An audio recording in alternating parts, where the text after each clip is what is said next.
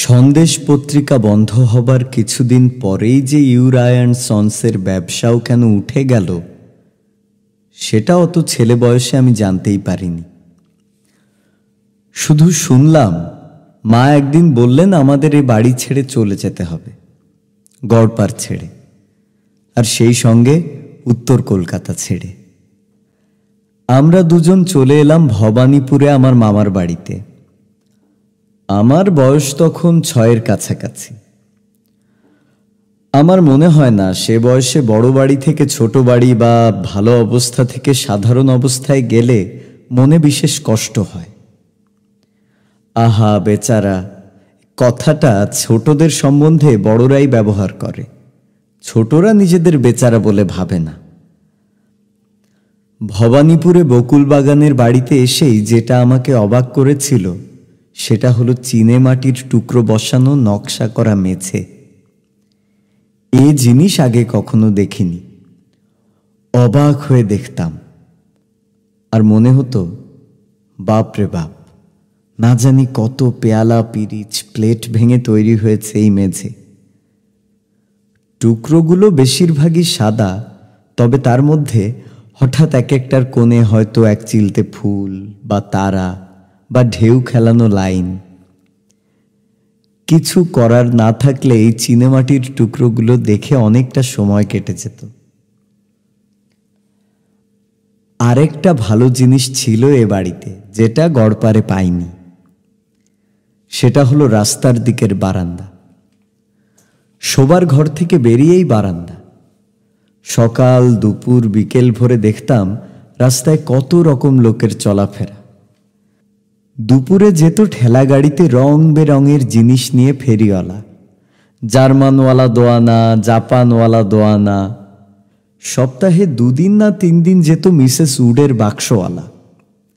বারান্দা থেকে মা মাসি ডাক দিতেন, এই বাক্সওয়ালা এখানে এসো। মনটা নেচে উঠত, কারণ বিকেলের খাওয়াটা জমবে ভালো। বাক্সে আছে মেম সাহেবের তৈরি কেক, পেস্ট্রি, প্যাটি। সন্ধে যখন হব তখন শোনা যেত সুর করে গাওয়া मैं लाहू मजेदार চানাচোর গরম। আর কিছু পরেই শুরু হয়ে যেত রাস্তার ওপারে চাটুজ্জেদের বাড়ি থেকে হারমোনিয়াম বাজিয়ে কর্কশ গলায় কালো আতি গানের রেওয়াজ। গ্রীষ্মকালের দুপুরে যখন শোবার ঘরের দরজা জানলা বন্ধ করে দেওয়া হতো, তখনও কেমন করে জানি খড়খড়ির ফাঁক দিয়ে আলো আসার দরুন দিনের একটা বিশেষ সময় রাস্তার উল্টো ছবি পড়ত জানালার বিপরীত দিকের দেয়ালের অনেকখানি জায়গা জুড়ে। বন্ধ ঘরে ম্যাজিকের মতো রাস্তার লোক চলাচল দেখা যেত। গাড়ি, রিক্সা, সাইকেল, পথচারী সব কিছু দিব্যি বোঝা যেত ওই ছবিতে। কতদিন যে দুপুরে শুয়ে শুয়ে এই বিনে পয়সার বায়োস্কোপ দেখেছি তার ঠিক নেই। আমাদের বাড়ির সদর দরজায় একটা ছোট্ট ফুটো ছিল। দরজা বন্ধ করে সেই ফুটোর সামনে ঘষা কাঁচ ধরলেও বাইরের দৃশ্য খুদে আকারে উল্টো করে সেই কাচের ওপর স্পষ্ট দেখা যেত। এটা নতুন কিছু নয়, এটাই হলো ফটোগ্রাফির গোড়ার কথা। আর এটা যে কেউ নিজের বাড়িতে পরীক্ষা করে দেখতে পারে। কিন্তু তখন অজান্তে ব্যাপারটা ঘটতে দেখে ভারী অবাক লেগেছিল। যে মামার বাড়িতে উঠেছিলাম তিনি হলেন আমার সোনা মামা। মামারা ছিলেন 4 ভাই 3 বোন। ছোট মামা আমার জন্মের আগেই মারা গিয়েছিলেন। বড় আর মেজ মামা ছিলেন পাটনা আর লখনৌয়ের ব্যারিস্টার। তৃতীয় মামা ছিলেন সোনা মামা। ইনি বিলেত যাননি, আর এর মধ্যে সাহেবিয়ানার লেশমাত্র ছিল না। আমারই এক মেসোমশাই ছিলেন এক ইন্স্যুরেন্স কোম্পানির মালিক। তখনকার দিনে বাঙালিদের এক জাঁদ রেল কোম্পানি, সেই কোম্পানিতে কাজ করতেন সোনা মামা। সোনা মামার অঙ্কের মাথা ছিল অসম্ভব পরিষ্কার। মনে আছে পরে যখন স্কুলে ভর্তি হই, আমার অ্যানুয়াল পরীক্ষার অঙ্কের প্রশ্নপত্র হাতে নিয়ে সিঁড়ি ভাঙার অঙ্কটার উপর একবার চোখ বুলিয়ে বললেন, এটার উত্তর তো 8, তাই না? আমার কাছে জিনিসটা ভেলকির মতো মনে হয়েছিল। এমনিতে গম্ভীর মেজাজের লোক হলেও সোনা মামার একটা ছেলে মানুষই মন ছিল। মামার বয়স তখন 30-এর কাছাকাছি, কিন্তু সমবয়সী আত্মীয় বন্ধুদের সঙ্গে তখনও রবিবার সকালে তুমুল উৎসাহে খেলা চলেছে ক্যারাম আর লুডো। পরে এলো ব্যাগাটেল, তাতে উৎসাহের কমতি নেই। আমি দাঁড়িয়ে দাঁড়িয়ে দেখতাম, আর মাঝে মাঝে শুনতে হতো, বড়দের মধ্যে থেকো না মানিক। আমি বেরিয়ে আসতাম ঠিকই, কিন্তু এটাও মনে হতো যে মামারা যে কাজটা করছেন সেটাকে ঠিক বড়দের মানানসই কাজ বলা চলে না। আসলে আমার অনেকটা সময় একাই কাটাতে হতো, বিশেষ করে দুপুর বেলাটা, কিন্তু তাতে আমার কোনোদিন একঘেয়ে লেগেছে বলে মনে পড়ে না। 10 খণ্ডের বুক অফ নলেজের পাতা উল্টিয়ে ছবি দেখা ছিল এই অবসর সময়ের একটা কাজ। এই বইগুলো কখনো পুরনো হয়নি। পরে মা কিনে দিয়েছিলেন 4 খণ্ডের রোম্যান্স অফ ফেমাস লাইফস। ছবিতে বোঝায় বিখ্যাত বিদেশি লোকেদের জীবনী। বই ছাড়াও সময় কাটানোর জন্য ছিল একটা আশ্চর্য যন্ত্র, সেটার নাম স্টিরিওস্কোপ। তখন অনেকের বাড়িতেই এই জিনিসটা দেখা যেত, আজকাল আর যায় না। ভিক্টোরীয় যুগের আবিষ্কার এই যন্ত্র। তলায় একটা হাতল, সেটা ধরে ফ্রেমে আটা জোড়া আতস কাচ 2 চোখের সামনে ধরতে হয়। কাচের সামনে হোল্ডারে দাঁড় করানো থাকে ছবি। একটি ছবি নয়, লম্বা কার্ডে পাশাপাশি 2টো ফটোগ্রাফ। দেখলে মনে হবে একই ছবি, কিন্তু আসলে তা নয়। দৃশ্য একই, কিন্তু সেটা তোলা হয়েছে এমন ক্যামেরা দিয়ে যার সামনে একটার বদলে 2টো লেন্স, যেন মানুষের 2টো চোখ। লেন্স তুলেছে বাঁ চোখ যা দেখে তাই, আর ডান দিকটা তুলেছে ডান চোখের দৃষ্টি দিয়ে। জোড়া কাচের ভিতর দিয়ে যখন দেখা যায় তখন 2টো ছবি মিলে একটা হয়ে যায়, আর মনে হয় যেন জীবন্ত দৃশ্য দেখছি। স্টিরিওস্কোপের সঙ্গে ছবিও কিনতে পাওয়া যেত নানা দেশের নানান রকমের। আরেকটা খেলার যন্ত্র ছিল আমার, সেটাও আর আজকাল দেখতে পাওয়া যায় না। সেটা হলো ম্যাজিক ল্যান্টার্ন। বাক্সের মতো দেখতে, সামনে চোঙার মধ্যে লেন্স, মাথার উপর চিমনি আর ডান পাশে একটা হাতল। তাছাড়া আছে 2টো রিল, একটায় ফিল্ম ভরতে হয়, সেই ফিল্ম হাতল ঘোরালে অন্য রিলে গিয়ে জমা হয়। ফিল্মটা চলে লেন্সের ঠিক পিছন দিয়ে। বাক্সের ভেতর জ্বলে কেরোসিনের বাতি, তার ধোঁয়া বেরিয়ে যায় চিমনি দিয়ে, আর তার আলো ঘুরন্ত ফিল্মের চলন্ত ছবি ফেলে দেয়ালের ওপর। কে জানে, আমার ফিল্মের নেশা হয়তো এই ম্যাজিক ল্যান্টার্ন নিয়েই শুরু।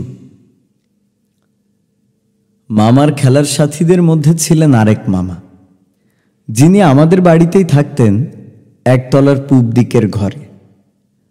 আসলে ইনি আত্মীয় নন, ঢাকায় মামার বাড়ির পাশেই ছিল এদের বাড়ি, সেই সূত্রে বন্ধু। আর তাই আমি বলি মামা, কালু মামা। কলকাতায় এসেছিলেন চাকরির খোঁজে। চাকরি পাবার কিছুদিনের মধ্যেই কিনে আনলেন 30 টাকা দামের একটা ঝকঝকে নতুন র্যালে সাইকেল। 6 মাস ব্যবহারের পরেও এই সাইকেল ছিল ঠিক নতুনের মতো ঝকঝকে, কারণ রোজ সকালে ঝাড়া আধ ঘন্টা ধরে কালু মামা সাইকেলের পরিচর্যা করতেন। সোনা মামা আমুদে লোক ছিলেন বলেই বকুল বাগানে এসে মাঝে মাঝে বায়োস্কোপ, সার্কাস, ম্যাজিক, কার্নিভাল ইত্যাদি দেখার সুযোগ আসত। একবার এম্পায়ার থিয়েটারে, যেটা এখন রক্সি, এক সাহেবের ম্যাজিক দেখতে গেলাম। নাম শেফালো। খেলার পর খেলা দেখিয়ে চলেছেন, আর তার সঙ্গে কথার ফোয়ারা ছুটছে। পরে জেনেছিলাম জাদুকরের এই বকুনিকে বলা হয় প্যাটার। এই প্যাটারের গুণে দর্শকের দৃষ্টি চলে যায় জাদুকরের মুখের দিকে, আর তার ফলে হাতের অনেক কারসাজি দৃষ্টি এড়িয়ে যায়।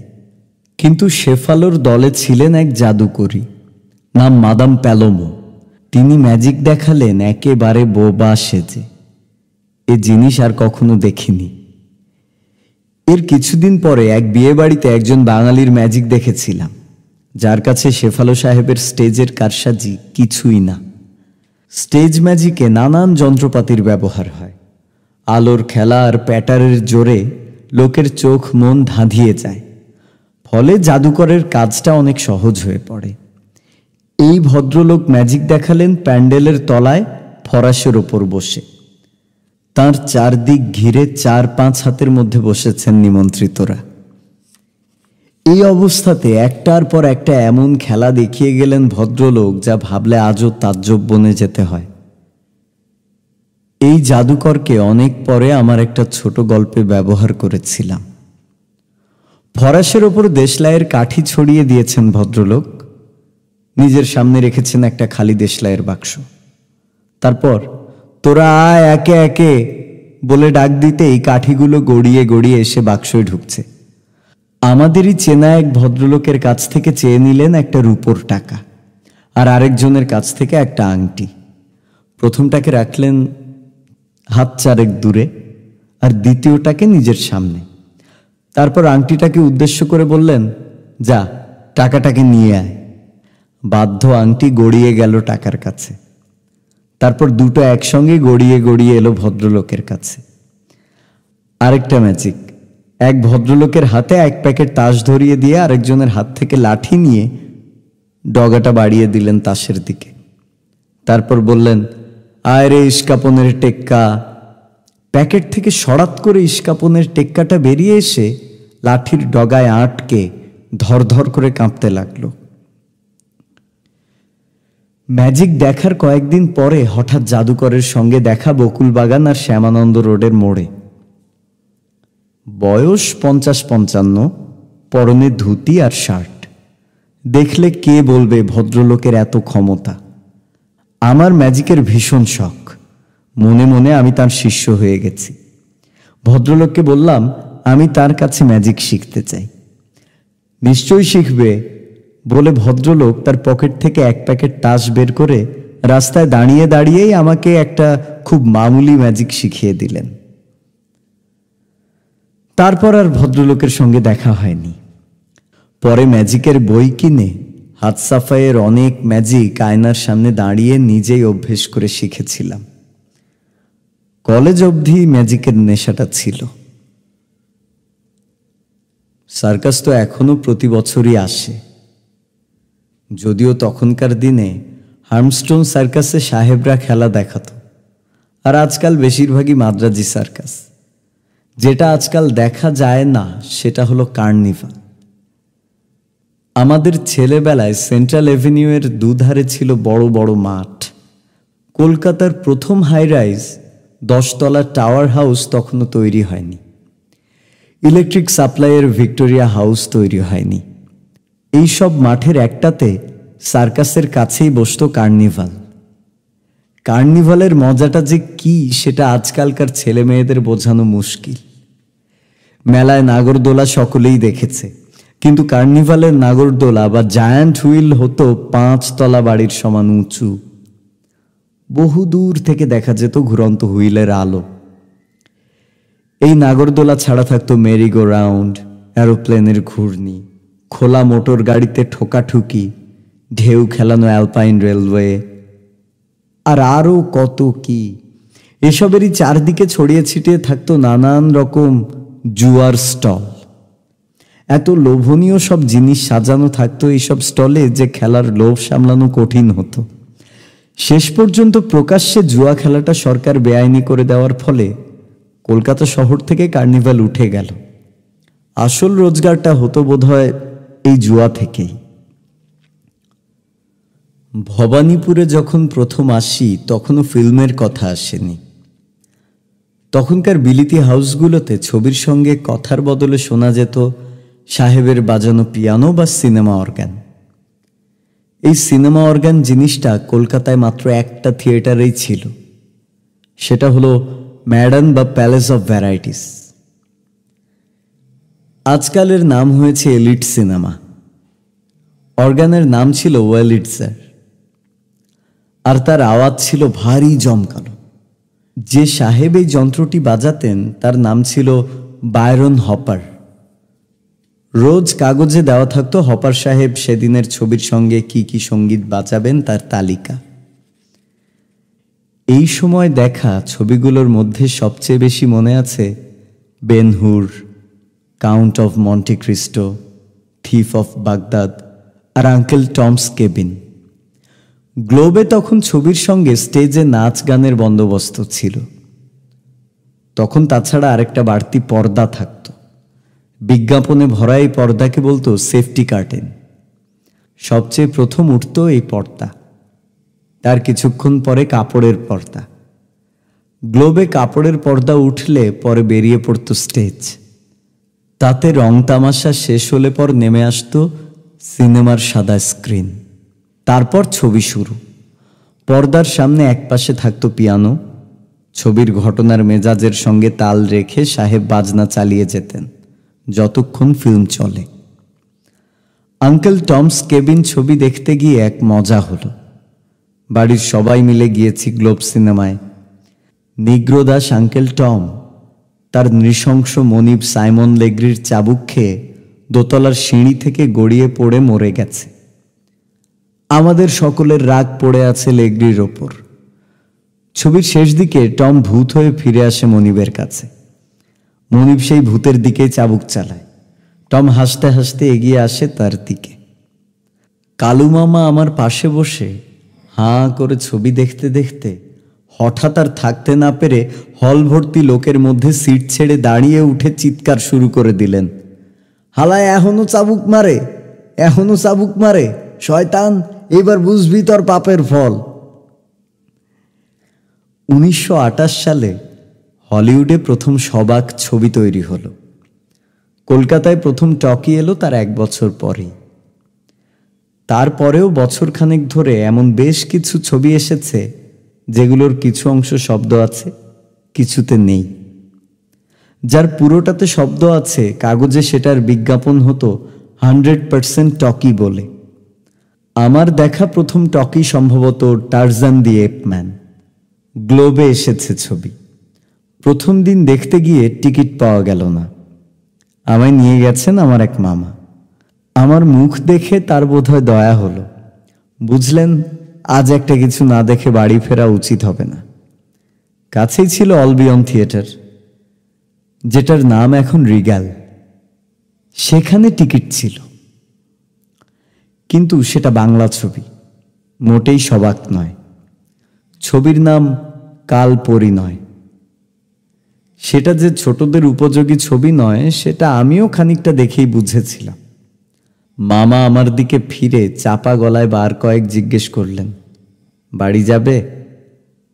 আমি সে প্রশ্নে কানই দিলাম না। একবার যখন ঢুকেছি তখন কি আর পুরোটা না দেখে বেরোনো যায়? অবশ্যই এই কাল পরিণয় দেখে আমার মনে একটা নাক সিটকোনো ভাব জেগেছিল, যেটা বহুকাল আমাকে বাংলা ছবির দিকে ঘেঁষতে দেয়নি। যে মামার সঙ্গে ছবি দেখতে গিয়েছিলাম তিনি ছিলেন লেবু মামা, মার মাসতুতো ভাই।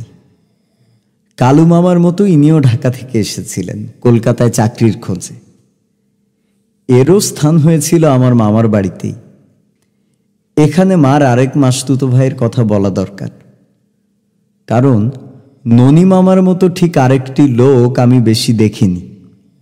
6 ফুট লম্বা, তীরের মতো সোজা, পরনে মালকোচা মারা খাটো ধুতি আর 3/4 হাতা খাটো খদ্দরের পাঞ্জাবি। ইনি হাঁটতেন হনহনিয়ে, একেবারে মিলিটারি মেজাজে, আর বাঙাল ভাষায় কথা বলতেন ভয়ঙ্কর চেঁচিয়ে। যারা গ্রাম দেশে মানুষ হয় তাদের স্বভাবতই মাঠে ঘাটে গলা ছেড়ে কথা বলতে হয়। সেই অভ্যাসটাই হয়তো বেশি বয়সে শহরে এসেও থেকে যায়। তবে চেঁচিয়ে কথা বললেও ননিমামার মধ্যে একটা মেয়েলি টান ছিল। আর তিনি কাজের মানুষ ছিলেন বটে, কিন্তু যে কাজগুলো সত্যিই ভালো করতেন সেগুলো সবই মেয়েলি কাজ। বিয়ে করেননি, যদি করতেন তবে গিন্নিপনাতে মামাকে হার মানাতে পারে এমন মেয়ে পাওয়া যেত কিনা সন্দেহ। মামা সেলাই এবং রান্না দুটোতেই ছিলেন ওস্তাদ। পরের দিকে চামড়ার কাজ শিখে তার উপর একটা বই লিখে ফেলেছিলেন। বাঙালির মিষ্টি বলে একটা বইয়ের পাণ্ডুলিপি তৈরি ছিল। কিন্তু শেষ পর্যন্ত সেটা বেরোলো না কেন জানি না। এই ননিমামার কাছ থেকেই চামড়ার কাজ শিখে মা নিজেও ক্রমে একজন এক্সপার্ট হয়ে উঠেছিলেন। একটা সময় ছিল যখন মা সারা দুপুর বসে ওই কাজই করতেন। চামড়ায় যে রং লাগে তার সঙ্গে স্পিরিট মেশাতে হয়। সেই স্পিরিটের গন্ধে সারাক্ষণ ঘর ভরে থাকত। পরিপাটে হাতে তৈরি ব্যাগ, বটুয়া, চশমার কেস ইত্যাদি মা কিছু বিক্রিও করেছিলেন। এরও পরে মা মাটির মূর্তি গড়ার কাজ শিখেছিলেন তখনকার নামকরা মৃৎশিল্পী নিতাই পালের কাছে। মার তৈরি বুদ্ধ এবং প্রজ্ঞাপারমিতার মূর্তি এখনো আমাদের অনেক আত্মীয় স্বজনের বাড়িতে আছে। এসব বিশেষ ধরনের কাজ ছাড়া একজন সুগৃহিণী যেসব কাজ ভালো করেন সেগুলো তো মা করতেনই। সেই সঙ্গে মার হাতের লেখাও ছিল অত্যন্ত পরিপাটি, যেমন বাংলা তেমন ইংরেজি। সোনা মামার তখন আর্টস্কিন সিডান গাড়ি হয়েছে, যার নাম এই ফিয়াট অ্যাম্বাসেডরের যুগে আর প্রায় কেউ জানেই না। এই গাড়িতে করে বিকালে মাঝে মাঝে গড়ের মাঠে বেড়াতে যেতাম। তখন গড়ের মাঠে সাহেবরা গলফ খেলত, তাই নিশ্চিন্তে হেঁটে বেড়াবার উপায় ছিল না। কোন সময় কোন দিক থেকে যে বল ধেয়ে আসবে বুলেটের মতো তা বলা যেত না। একবার একটু অন্যমনস্ক ছিলাম, দেখতে পাইনি যে একটা বল শটান আসছে আমারই দিকে।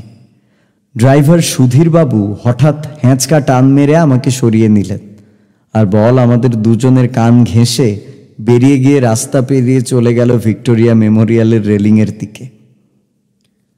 সুধীরবাবু থাকতেন আমাদের বাড়ির ছাতের ঘরে। তখন মহাত্মা গান্ধীর অসহযোগ আন্দোলন চলছে। হঠাৎ একদিন এক ঢাউস তকলি আর একতাল তুলো কিনে এনে তাঁর ঘরে বসে সুতো কাটা শুরু করে দিলেন। এটাও অবশ্যই আন্দোলনেরই একটা অংশ। তা অল্প দিনের ছোঁয়াচে ব্যারামের মতো ঘরে ঘরে সুতো কাটা আরম্ভ হয়ে গেল। আমাদের বাড়িতেও সকলের জন্যই একটা করে তকলি চলে এলো, এমনকি আমারও। মাসখানেকের মধ্যেই দেখলাম আমি দিব্যি সুতো কাটতে পারছি। তবে সুধীরবাবুই চ্যাম্পিয়ন হলেন।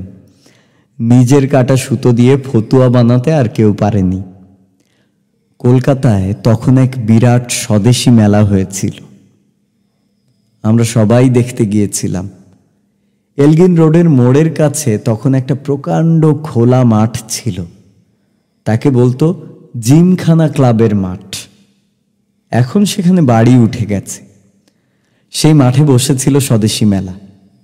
মেলার সবচেয়ে আশ্চর্য জিনিস ছিল দেশ নেতাদের মোমের মূর্তি। এই মূর্তির বিশেষত্ব ছিল এই যে এগুলোর হাত, পা, মাথা যন্ত্রের সাহায্যে নড়ানড়ি করত। পার্টিশন দেওয়া পরপর ঘরে আলাদা আলাদা দৃশ্য। একটা ঘরে মহাত্মা গান্ধী জেলের কামরায় মাটিতে বসে লিখছেন, দরজার বাইরে সশস্ত্র প্রহরী, মহাত্মাজির হাতে কলম, কোলের ওপর প্যাড। প্যাডে হাতের লেখার ভঙ্গিতে এদিক ওদিক চলছে, সঙ্গে সঙ্গে মাথাও এদিক ওদিক ঘুরছে। আরেকটা ঘরে ভারত মাতার বিরাট মূর্তি। তিনি দুহাতে বহন করছেন দেশবন্ধুর মৃতদেহ। ভারত মাতা দেশবন্ধুর দিকে চেয়ে দেখছেন, পরক্ষণেই চোখ বন্ধ করে বিষণ্ণভাবে মাথা ঘুরিয়ে নিচ্ছেন। কে তৈরি করেছিল এই মোমের মূর্তি তা মনে নেই। সম্ভবত বোম্বের কোনো শিল্পী, তবে দেখে সত্যি জীবন্ত বলে মনে হতো। কলকাতা শহরে বেশ সাড়া পড়ে গিয়েছিল এই মূর্তি নিয়ে।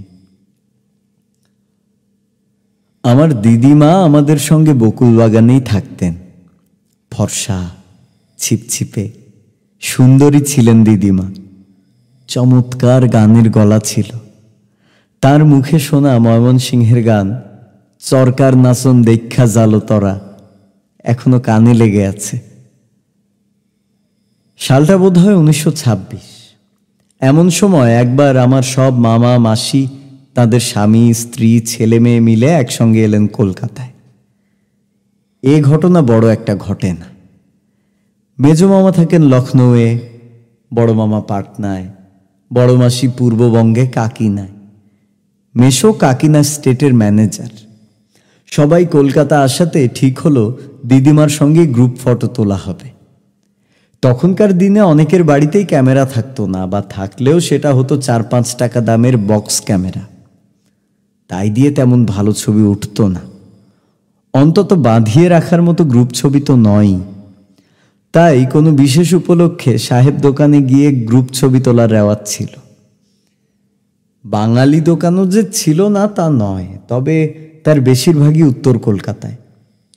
সাহেবের দোকানের মধ্যে এককালে দুটি ছিল কলকাতার সবচেয়ে নামকরা, বোর্ন অ্যান্ড শেফার্ড আর জনস্টন অ্যান্ড হফম্যান। তখন এই দুটো দোকানের বয়স প্রায় 70 বছর, আর অবস্থাও আগের মতো নেই। তার জায়গায় নাম হয়েছে হালের কোম্পানি, এডলা লরেন্স। এদের দোকান হলো চৌরঙ্গি আর পার্ক স্ট্রিটের মোড়ে।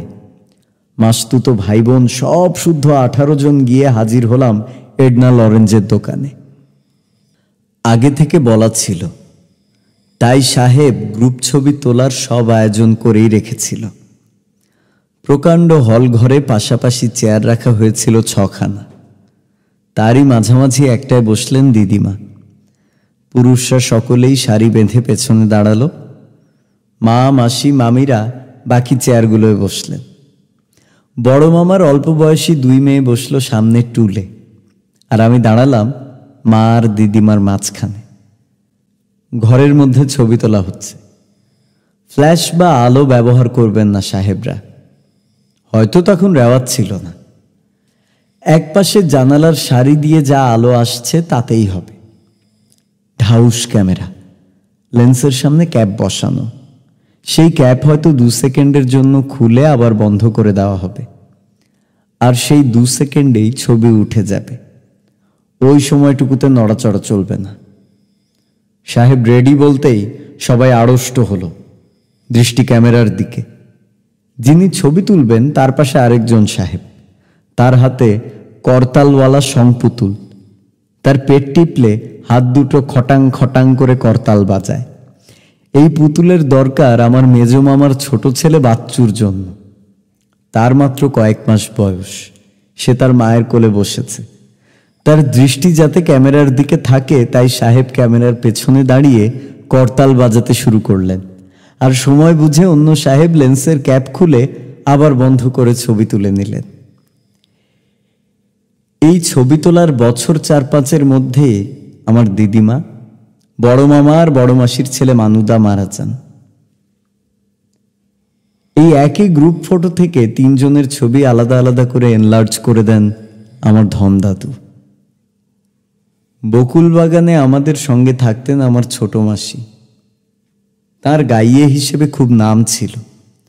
অবশ্যই ছোট মাসির গান আমরা যেমন শুনেছি তেমন কোনো বাইরের লোকে কোনোদিন শোনেনি, কারণ লোকের সামনে গাইতে গেলেই ছোট মাসির গলা শুকিয়ে যেত। একদিন শুনলাম ছোট মাসির গান বেরোবে হিজ মাস্টার্স ভয়েস রেকর্ডে, আর সেই গান রেকর্ড করার জন্য ছোট মাসিকে যেতে হবে গ্রামোফোন কোম্পানির আপিসে। ব্যবস্থাটা করেছেন বুলা কাকা। কলকাতার সবচেয়ে সম্ভ্রান্ত গ্রামোফোনের দোকানের মালিক বুলা কাকার সঙ্গে বোধহয় গ্রামোফোন কোম্পানির বেশ খাতির ছিল। বুলা কাকার লাল রঙের টিমডেল ফোর্ড গাড়িতে করে মাসির সঙ্গে আমিও গেলাম কোম্পানির আপিসে। আপিস তখন বেলেঘাটায়, দমদমে যায় আরও পরে। সাহেব কোম্পানিতে গিয়ে গান দিতে হবে বলে 2 দিন থেকে মাসির ঘুম খাওয়া বন্ধ। ক্রমাগত আশ্বাস দিয়ে চলেছেন বুলা কাকা, কিচ্ছু ভয় নেই, ব্যাপারটা খুব সোজা, সব ঠিক হয়ে যাবে। বুলা কাকা নিজে কোনোদিন গান টান শোনেননি, তবে বাঁশিতে রবীন্দ্রসঙ্গীত বাজায় আর 2 হাতে দারুণ অর্গান বাজায়। সাহেব কোম্পানির সাহেব ম্যানেজার, সাহেব রেকর্ডিস্ট। তখনকার দিনে মাইক্রোফোন ছিল না, একটা চোঙার দিকে মুখ করে গান গাইতে হতো। সেই গান পাশের ঘরে ছাপা হয়ে যেত ঘুরন্ত মোমের চাকতির ওপর। ছোট মাসি সকাল থেকে যে গেলাস জল খেয়েছে তার হিসেব নেই। ওখানে গিয়ে চোঙার সামনে দাঁড়াতে হয়েছে, আমি পাশের ঘরে কাচের জানালার পিছন থেকে ব্যাপারটা দেখছি। ছোকরা রেকর্ডিস্ট এসে চোঙাটাকে নেড়ে চেড়ে মাসিকে ঠিক জায়গায় দাঁড় করিয়ে দিল। তারপর মাসির সামনেই প্যাকেট থেকে সিগারেট বার করে সেটা শূন্যে ছুঁড়ে দিয়ে ঠোঁট দিয়ে লুফে নিয়ে তাতে আগুন ধরিয়ে ঘর থেকে বেরিয়ে গেল। বুলা কাকা পরে বলেছিলেন, কোনো মহিলা গাইয়ে এলেই নাকি রেকর্ডিস্ট তাঁদের দেখিয়ে দেখিয়ে এই ধরনের জালিয়াতি করেন। আমার বিশ্বাস সাহেবের সিগারেট জাগলিং দেখে মাসির গলা আরো শুকিয়ে গিয়েছিল। যাই হোক, গান গাইলেন ছোট মাসি। শুনে বুঝতে পারছি আড়ষ্ট ভাব পুরো কাটেনি। তবে সেই গানই একদিন রেকর্ড হয়ে বাজারে বেরোলো। তারপর অনেক দিন ধরে অনেক গান রেকর্ড করেছিলেন ছোট মাসি। প্রথমে ছিলেন কনক দাস, বিয়ের পর হলেন কনক বিশ্বাস। বকুল বাগানে আমাদের বাড়ি থেকে 5 মিনিটের হাঁটা পথ শ্যামানন্দ রোডে থাকতেন আমার মেজ কাকা সুবিনয় রায়। এই কাকাই তখন একদিন নতুন করে বার করলেন সন্দেশ পত্রিকা। 1923-এর সেপ্টেম্বরে বাবা মারা যাবার পর বছর দুয়েকের মধ্যেই সন্দেশ উঠে যায়। তখনও আমার সন্দেশ পড়ার বয়স হয়নি। টাটকা বেরোনোর সঙ্গে সঙ্গে হাতে নিয়ে পড়ার অভিজ্ঞতা হলো এই দ্বিতীয় পর্বে। মলাটে 3 রঙা ছবি, হাতি দাঁড়িয়ে আছে 2 পায়ে, সুরে ব্যালেন্স করা সন্দেশের হাঁড়ি। সেই সন্দেশেই ধারাবাহিকভাবে প্রথম সংখ্যা থেকে বেরোয় রবীন্দ্রনাথের সে। আর এই সন্দেশেই প্রথম গল্প লিখলেন লীলা মজুমদার। ওনার গল্পের সঙ্গে মজার ছবিগুলো উনি নিজেই আঁকতেন। অন্য আঁকিয়েদের মধ্যে ছিলেন এখনকার নাম করা শৈল চক্রবর্তী, যার হাতে খড়ি সম্ভবত এই সন্দেশে। আরেকটা ছোটদের বাংলা মাসিক পত্রিকা তখন বেরোতো, যেটা বেশ ভালো লাগত। সেটা হলো রামধনু। রামধনুর আপিস ছিল বকুলবাগান রোড আর শ্যামানন্দ রোডের মোড়ে, আমাদের বাড়ি থেকে 200 গজ দূরে। এই কাগজের সম্পাদক মনোরঞ্জন ভট্টাচার্যের সঙ্গে আলাপ করে ভীষণ খুশি হয়েছিলাম, কারণ ওর লেখা জাপানি গোয়েন্দা হুকাকাশির গল্প পদ্মরাগ আর ঘোষ চৌধুরীর ঘড়ি আমার দারুণ ভালো লেগেছিল। বকুলবাগানে থাকতেই প্রথম সাঁতার শিখতে যাই পদ্মপুকুরে ভবানীপুর সুইমিং ক্লাবে। তখন প্রফুল্ল ঘোষ সবে গায়ে চর্বি মেখে 76 ঘন্টা একটানা সাঁতার কেটে ওয়ার্ল্ড রেকর্ড করেছেন। আর প্রায় একই সময় ওয়ার্ল্ড চ্যাম্পিয়ন আমেরিকান সাঁতারু জনি ওয়াইসমুলার টারজানের ভূমিকায় অভিনয় করে আমাদের তাক লাগিয়ে দিয়েছেন। সুইমিং ক্লাবের ঘরে গিয়ে দেয়ালে ওয়াইসমুলারের সই করা বাঁধানো ছবি দেখে ক্লাব সম্পর্কে ভক্তি বেড়ে গিয়েছিল। রবিবার সকালটা বেশ কয়েক বছর বাঁশ ধরে জলে পা ছোড়া থেকে আরম্ভ করে শেষ পর্যন্ত সাঁতার দিয়ে দিব্যি পুকুর এপার ওপার করে কেটেছে। ছেলে বয়সে স্বাস্থ্য ভালো করার জন্য ব্যায়ামের রেওয়াজটা আজকাল কতটা আছে জানি না, কিন্তু আমাদের সময় ছিল। সকালে ডন বৈঠক অনেকেই দিত। যারা শরীর নিয়ে একটু বেশি সচেতন তারা ডাম্বেল, চেস্ট এক্সপ্যান্ডারও বাদ দিত না। আমার নিজের ব্যায়ামের ব্যাপারে খুব একটা আগ্রহ ছিল না, কিন্তু ছোট দাদু প্রমোদ রঞ্জন রায়ের পাল্লায় পড়ে সেটা থেকে আর রেহাই পাইনি। ছোট দাদু নিজে দুর্গম পাহাড়ে জঙ্গলে জরিপের কাজ করেছেন। দুঃসাহসিক অ্যাডভেঞ্চারের জীবন। পুরুষের মধ্যে মেয়েলিপনা তিনি একদম বরদাস্ত করতে পারেন না। এমনকি রবীন্দ্রনাথের ঘাড় অবধি ঢেউ খেলানো চুলেও তাঁর আপত্তি। ছোট দাদুর অনেক ছেলে, সকলেই আমার চেয়ে বয়সে বড়, সকলেই ব্যায়াম করে। আমি গিয়ে তাদের দল ভারী করলাম। ব্যায়ামের কথাই যখন উঠল তখন এই ফাঁকে আমার জুজুৎসু শেখার ঘটনাটাও বলেনি। যদিও সেটা ঘটেছিল 1974 সালে, যখন আমি বকুলবাগান ছেড়ে চলে গেছি বেলতলা রোডে। জুজুৎসু জিনিসটা প্রথম দেখি শান্তিনিকেতনে। তখন আমার বছর 10 বয়স। গিয়েছিলাম শান্তিনিকেতনে পৌষ মেলায়। নতুন অটোগ্রাফের খাতা কিনেছি। ভীষণ শখ তার প্রথম পাতায় রবীন্দ্রনাথকে দিয়ে একটা কবিতা লিখিয়ে নেব। এক সকালে মার সঙ্গে গেলাম উত্তরায়ণে। খাতাটা দিতে রবীন্দ্রনাথ বললেন, এটা থাক আমার কাছে, কাল সকালে এসে নিয়ে যেও। কথা মতো গেলাম। পরের দিন টেবিলের ওপর চিঠিপত্র, খাতা, বইয়ের ডাই। তার পিছনে বসে আছে রবীন্দ্রনাথ, আর আমায় দেখেই আমার ছোট্ট বেগুনি খাতাটা খুঁজতে লেগেছেন সেই ভিড়ের মধ্যে। মিনিট 3 খাতড়ানোর পর বেরোলো খাতাটা। সেটা আমায় দিয়ে মার দিকে চেয়ে বললেন, এটার মানেও আর একটু বড় হলে বুঝবে। খাতা খুলে পড়ে দেখি 8 লাইনের কবিতা, যেটা আজ অনেকেরই জানা।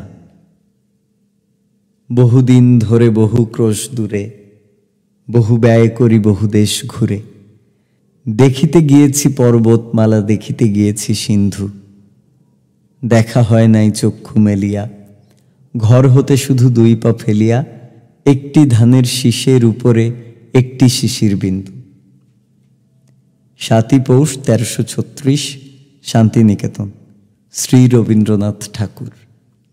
সেইবারই দেখলাম জুজুৎসু বা জুদোর নমুনা। প্রাচীন যুগে চীনের বৌদ্ধ লামারা দস্যুদের বিরুদ্ধে প্রয়োগ করার জন্য হাতিয়ার ছাড়া লড়াই ও আত্মরক্ষার এই কৌশলটা উদ্ভব করেছিল। চীন থেকে যায় জাপানে, তারপর জাপান থেকে সারা পৃথিবীতে ছড়িয়ে পড়ে এই জুদো। রবীন্দ্রনাথ জাপান গিয়ে জুদো দেখে ঠিক করেন শান্তিনিকেতনের ছাত্রদের এই জিনিসটা শেখানোর ব্যবস্থা করতে হবে। কিছুদিনের মধ্যেই জুদো এক্সপার্ট তাকাগাকি চলে আসেন শান্তিনিকেতনে, আর জুদোর ক্লাস শুরু হয়ে যায়। কি কারণে জানি না, এই ক্লাস বছর 4 বেশি চলেনি। শেষে তাকাগাকি শান্তিনিকেতন ছেড়ে চলে আসেন কলকাতায়। আর বালিগঞ্জের সুইনহো স্ট্রিটে আমারই এক মেসোমশাই ডাক্তার অজিত মোহন বোসের বাড়ির একতলাটা ভাড়া নিয়ে সেখানে জুদো শেখানোর ব্যবস্থা করেন। কথা নেই বার্তা নেই, ছোট কাকা সুবিমল রায় হঠাৎ একদিন আমাদের বাড়ি এসে বললেন, জুদো শিখলে কেমন হয়। ছোট কাকাকে যারা দেখেছে তারাই জানবে যে ওর সঙ্গে ব্যায়াম বা কুস্তি বা ওই জাতীয় কোনো কিছুর কোনো রকম সম্বন্ধ কল্পনা করা কত কঠিন। রোগা পটকা আলা ভোলা মানুষ, MA পাশ করার পর থেকে স্কুল মাস্টারি করছেন। এমন লোকের জুজুৎসু শেখার দরকারই বা হবে কেন, বা এমন ইচ্ছে মাথায় আসবেই বা কেন? কিন্তু সেই ইচ্ছেই একদিন দেখি ফলতে চলেছে। আর আমিও চলেছি ছোট কাকার সঙ্গে ট্রামে, বালিগঞ্জে সুইনহো স্ট্রিটে জাপানি জুদো নবিশের সঙ্গে কথা বলতে। আজকের বালিগঞ্জ আর 1934-এর বালিগঞ্জে কত তফাৎ, সেটা যে না দেখেছে তার পক্ষে কল্পনা করা কঠিন। রাসবিহারী এভিনিউ দিয়ে কিছু দূর গিয়ে মহানির্বাণ মঠ ছাড়াবার পর পাকা বাড়ি প্রায় চোখেই পড়ে না। আর রাস্তার দুপাশে আম, জাম, কাঁঠাল, ঝোপঝাড় মিলিয়ে প্রায় পাড়া গায়ের চেহারা। গড়িয়াহাটের মোড়ে নেমে ডোবা, বাঁশঝাড়, তাল, নারকেল ভরা মাঠ পেরিয়ে তবে সুইনহো স্ট্রিট। বোধহয় টেলিফোনে আগে থেকে জানানো ছিল, তাই মেসোমশাইদের বাড়ি খুঁজে বার করে একতলার বৈঠকখানায় বসে বেগুনি কিমোনো পরা জুদো এক্সপার্ট তাকাগাকির সঙ্গে কথাবার্তা পাকা করে নিতে কোনো অসুবিধা হলো না। ভদ্রলোকের বয়স আন্দাজ 40, কুচকুচে কালো কদম ছাড় চুলের সঙ্গে মানানসই ঘন কালো ভুরু আর গোঁফ। আমার ধারণা ছিল ছোট কাকা জুদো শিখতে চান জেনে তাকাগাকি হয়তো হেসেই ফেলবেন, কিন্তু সেরকম কিছু তো করলেনই না, বরং ভাব দেখালেন যে জুদোর ছাত্র হিসেবে ছোট কাকা একেবারে আইডিয়াল। কথাবার্তার পর দর্জি এসে মাপ নিয়ে গেল জুদোর জামার জন্য। খদ্দর টাইপের পুরু সাদা কাপড়ের তৈরি জ্যাকেট, বেল্ট আর খাটো পায়জামা। জ্যাকেটের বুকের ওপর কালো সুতোয় সেলাই করে বড় বড় অক্ষরে লেখা JUDO। জামা তৈরি হলে পর 10 ইঞ্চি পুরু গদি বিছানো ঘরে জুদো শেখা আরম্ভ হলো। 45 বছর পরে জুদোর মাত্র 2টো প্যাঁচই এখনো মনে আছে, শেউই নাগে আর নিপ্পন শিও। শেখার শুরুতে খালি আছাড় খাও আর আছাড় মারো। চোট না পেয়ে কি করে আছাড় খেতে হয় এটা জুদোর একেবারে গোড়ার শিক্ষা। তাকাগাকি বলে দিয়েছিলেন, যখন পড়বে তখন শরীরটাকে একেবারে আলগা দিয়ে দেবে, তাহলে ব্যথা কম পাবে আর হাড় ভাঙার সম্ভাবনাও কমে যাবে। আছাড় মানে একেবারে মাথার ওপর তুলে আছাড়।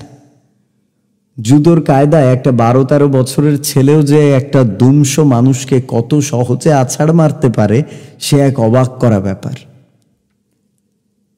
আমরা যেদিন শিখতাম সেদিন আরও 2টি ভদ্রলোক আসতেন, একজন বাঙালি, একজন সাহেব। বাঙালিটি আমাদের মতো শিক্ষানবিশ, আর সাহেবটি ছিলেন ফোর্ট উইলিয়ামের অধিবাসী আর্মির লোক, ক্যাপ্টেন হিউজ। ইনি বক্সিংয়ে কলকাতার লাইট হেভিওয়েট চ্যাম্পিয়ন ছিলেন। বেশ সুপুরুষ চেহারা, চোখা চোখা নাকমুখ, ছোট করে ছাঁটা ঢেউ খেলানো সোনালি চুল। জুদো এর শিখবার কিছু ছিল না। ইনি নিজেই ছিলেন একজন এক্সপার্ট। কলকাতায় প্রতিদ্বন্দ্বীর অভাবে ইনি তাকাগাকির সঙ্গে কিছুক্ষণ লড়ে নিজের বিদ্যেটা একটু ঝালিয়ে নিতেন। সে লড়াই দেখবার জিনিস, আর আমরা দেখতাম মন্ত্রমুগ্ধের মতো। প্যাঁচের পর প্যাঁচ, আছাড়ের পর আছাড়, আর যে কোনো একজন বেকায়দায় পড়লেই ডান হাত দিয়ে গদির ওপর পরপর 2টো চাপড় মেরে জানিয়ে দেওয়া, আর অন্যজন তার প্যাঁচে আলগা দিয়ে তাকে রেহাই দেওয়া। সব শেষে তাকাগাকি আমাদের খাওয়াতেন ওভালটিন, আর সন্ধ্যার অন্ধকারে জংলা মাঠ পেরিয়ে ভবানীপুরের ট্রাম ধরে আমরা আবার ফিরে যেতাম যে যার বাড়ি। উত্তর কলকাতা থেকে দক্ষিণে চলে আসার ফলে বাপের দিকের আত্মীয় স্বজনের সঙ্গে যোগ কমে গেলেও ধন দাদু আর ছোট কাকা প্রায়ই আসতেন আমাদের বাড়ি। দাদু তখন কোনান ডয়েলের গল্প উপন্যাস বাংলায় অনুবাদ করেন। পোশাকে সাহেবী ভাব, বরকতালির দোকান থেকে স্যুট করান। বিকেলে বাড়ি থেকে বেরোলে টাই পরে বেরোন। ট্রামের মান্থলি টিকিট আছে, সপ্তাহে অন্তত 3 দিন আসেন আমাদের বাড়ি। ভবানীপুরে থাকতেই দাদুর মুখে শুনেছিলাম পুরো মহাভারতের গল্প, এক এক দিনে এক এক পরিচ্ছেদ। একটা বিশেষ ঘটনা দাদুকে দিয়ে অন্তত 4 বলিয়েছি। তখন আমার মনে হতো মহাভারতের সেটা সবচেয়ে গায়ে কাঁটা দেওয়া ঘটনা। সেটা হলো কুরুক্ষেত্র যুদ্ধে জয়দ্রথ বধ। জয়দ্রথ কৌরবদের দিকের বড় যোদ্ধা। অর্জুন অনেক চেষ্টা করেও তাকে মারতে পারেনি। আজ সে প্রতিজ্ঞা করেছে জয়দ্রথকে না মারতে পারলে সে নিজে আগুনে পুড়ে মরবে। এই প্রতিজ্ঞার কথা কৌরবরাও শুনেছে। যুদ্ধ হয় সূর্যাস্ত পর্যন্ত। সূর্য ডুবু ডুবু, তখনও পর্যন্ত অর্জুন কিছু করতে পারেনি। এমন সময় অর্জুনের সারথি কৃষ্ণ মন্ত্র বলে চারিদিকে অন্ধকার করে সূর্যকে টেনে দিলেন। কৌরবরা দিনের শেষ ভেবে ঢিল দিল, আর সেই সুযোগে অর্জুন জয়দ্রথের মাথা উড়িয়ে দিল এক বাণে। কিন্তু এখানেও মুশকিল। জয়দ্রথের বাবা রাজা বৃদ্ধক্ষত্র ছেলের জন্মের সময় দৈববাণী শুনেছিলেন যে যুদ্ধক্ষেত্রে তার ছেলের মাথা কাটা যাবে।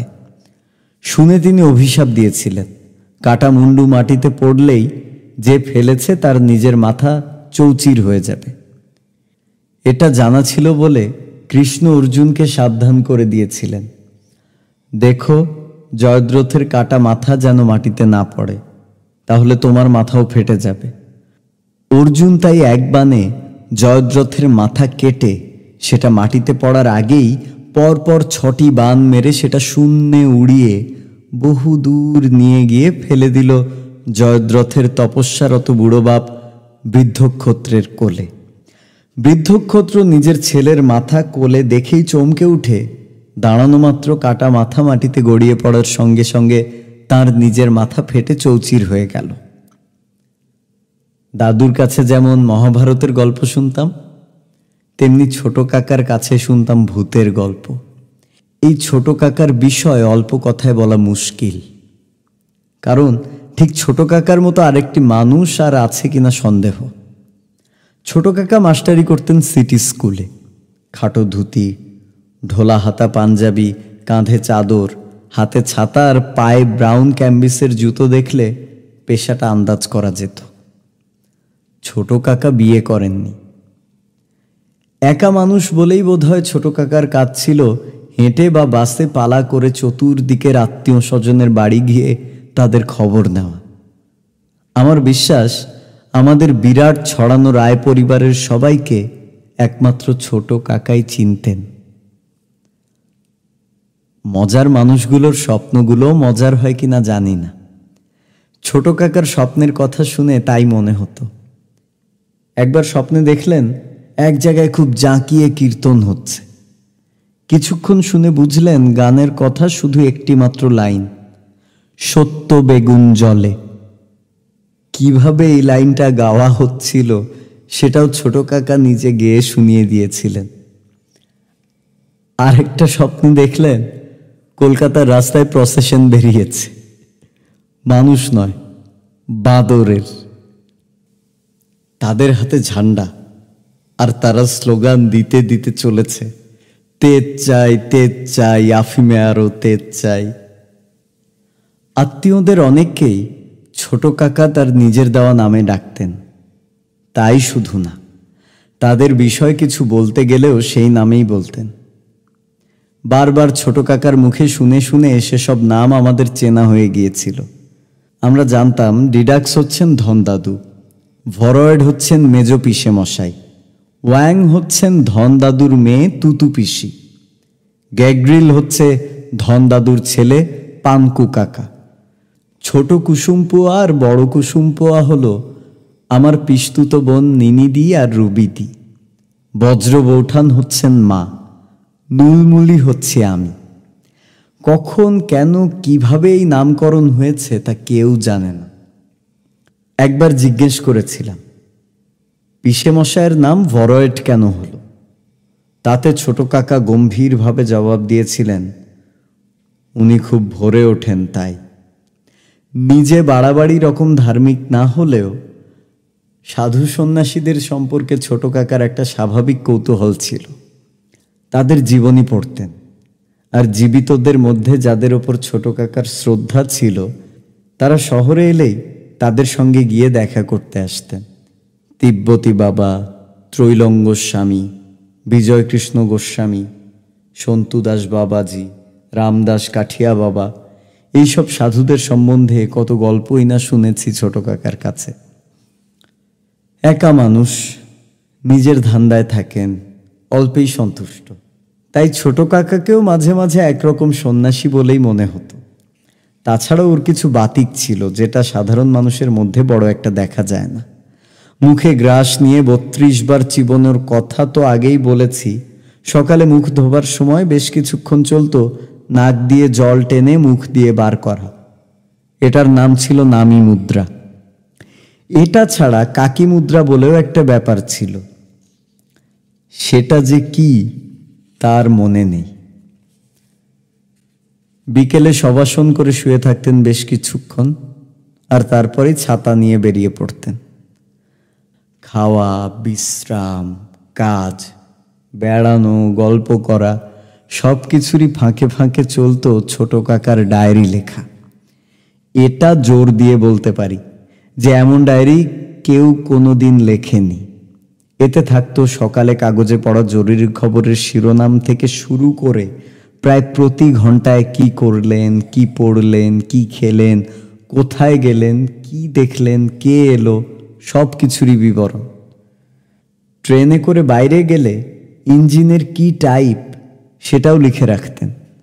ইঞ্জিনের যে শ্রেণী বিভাগ হয় সেটাও ছোট কাকার কাছেই প্রথম জানি। এক্সপি, এইচপিএস, এসবি, এইচবি এসব হলো টাইপের নাম। তখনকার দিনের কয়লার ইঞ্জিনের গায়েই সেটা লেখা থাকতো। কোথাও যেতে হলে ছোট কাকা স্টেশনে হাজির হতেন হাতে খানিকটা সময় নিয়ে, কারণ কামরায় মাল তুলেই ঝট করে গিয়ে ইঞ্জিনের টাইপ জেনে আসতে হবে। যদি কোনো কারণে দেরি হয়ে যেত তাহলে প্রথম বড় জংশন এলেই কামরা থেকে নেমে সে কাজটা সেরে আসতেন। এই ডায়েরি লেখা হতো 4 রকম রঙের কালিতে, লাল, নীল, সবুজ আর কালো। একই বাক্যে 4 রকম রঙই ব্যবহার হচ্ছে, এই নমুনা ছোট কাকার ডায়েরিতে অনেক দেখেছি। এই রং বদলের একটা নিয়ম ছিল, তবে সেটা কোনোদিনই আমার কাছে খুব পরিষ্কার হয়নি। এইটুকু জানতাম যে প্রাকৃতিক বর্ণনা সবুজ কালিতে লেখা হবে আর বিশেষ্য হলে তাতে লাল কালি ব্যবহার করা হবে। যেমন, আজ তুমুল বৃষ্টি, মানিকদের বাড়ি যাওয়া হলো না। এই যদি হয় দুটো পরপর বাক্য, তাহলে প্রথমটা লেখা হবে সবুজ কালিতে, দ্বিতীয়টার প্রথম দুটো কথা হবে লাল আর বাকিটা কালো কিংবা নীল। খাটের ওপর চৌকি আর তার উপরে কালি কলমের দোকান সাজিয়ে যখন ভীষণ মনোযোগ দিয়ে ছোট কাকার ডায়েরি লিখতেন, তখন সেটা হতো একটা দেখবার মতো জিনিস। এখানে ডায়েরির আরেকটা জিনিসের কথা না বললেই নয়। ছোট কাকা পেটুক না হলেও খেতেন খুব তৃপ্তি করে। রোজ এ বাড়ি ও বাড়ি গিয়ে চা খাওয়ার ব্যাপারটা ছিল একটা বিশেষ ঘটনা। ডায়েরিতে ওর উল্লেখ থাকত, তবে মামুলিভাবে নয়। যে চাটা খেলেন তার একটা বিশেষণ আর ব্র্যাকেটের মধ্যে সেই বিশেষণের একটা ব্যাখ্যা চাই। 1 মাসের ডায়েরি থেকে 12টা উদাহরণ দিচ্ছি, ব্যাপারটা পরিষ্কার হবে। 1. নৃসিংহ ভোগ্য চা, ব্র্যাকেটে ভৈরব কান্তিজনক, হুহুঙ্কার প্রসাদক, জোরালো চা। 2. বৈষ্ণব ভোগ্য চা, ব্র্যাকেটে নিরীহ, সুমিষ্ট, সুকোমল, অহিংসক চা। 3. বিবেকানন্দ ভোগ্য চা, ব্র্যাকেটে কর্মযোগ স্পৃহাবর্ধক, বাগ বিভূতিপ্রদ, তত্ত্বনিষ্ঠার অনুকূল উপাদেয় চা। 4. ভট্টাচার্য ভোগ্য চা, বিজ্ঞতাবর্ধক, গাম্ভীর্যপ্রদ, অনুগ্র হদ্য চা। 5. ধন্বন্তরী ভোগ্য চা, ব্র্যাকেটে আরোগ্যবর্ধক, আয়ুষ্য, রসায়ন গুণ সম্পন্ন চা। 6. পাহারাদার ভোগ্য চা, সতর্কতাবর্ধক, উত্তেজক, তন্দ্রানাশক চা। 7. মজলিসি চা, ব্র্যাকেটে মশগুল মশগুল ভাবোদ্রেককারী চা। 8. কেরানি ভোগ্য চা, হিসাবের খাতা দেখায় উৎসাহবর্ধক, বাদামি, স্বাদু চা। 9. হাবিলদার ভোগ্য চা, ব্র্যাকেটে হিম্মতপ্রদ, হামবড়া ভাবের প্রবর্তক চা। 10. জনসাধারণ ভোগ্য চা, ব্র্যাকেটে বৈশিষ্ট্যহীন চলনসই চা। 11. নারদ ভোগ্য চা, ব্র্যাকেটে সঙ্গীতানুরাগবর্ধক, তত্ত্বজ্ঞান প্রসাদক, ভক্তিরসোদ্দীপক চা। 12. হনুমান ভোগ্য চা, ব্র্যাকেটে বিশ্বাসযোগ্যতাবর্ধক, সমস্যা সমুদ্র লঙ্ঘনের শক্তিদায়ক, বিক্রমপ্রদ চা।